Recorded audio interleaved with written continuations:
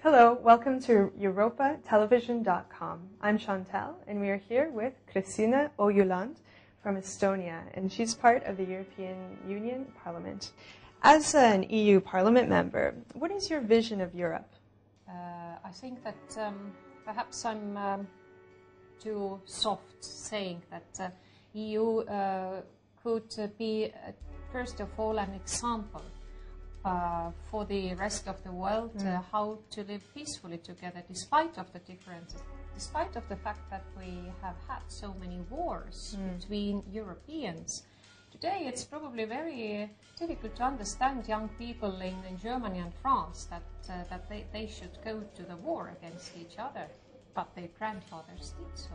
Exactly. And therefore I think that the EU has got some sort of image worldwide, image of continent which can exist peacefully if there is a will to work together. And until the will is existing, and I hope it will last forever, then we can go on, and our image and the respect from the others around the world should be relevant in these terms.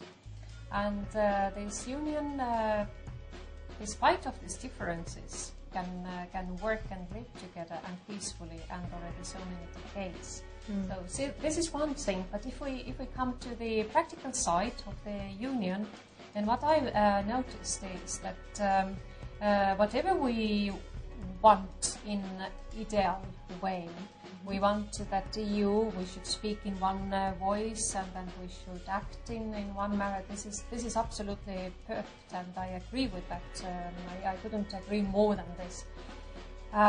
But it happens from time to time that if a member country has a very important national interest, then this interest is becoming one day more important than the common interest. Right. And if somebody asks me how long this will last, then I would say it will probably last even after Lisbon is now ratified. Right. Because this is a part of nature of the European Union, and sometimes I believe also so that sometimes we perhaps have to understand those countries. One day perhaps Spain has something so important.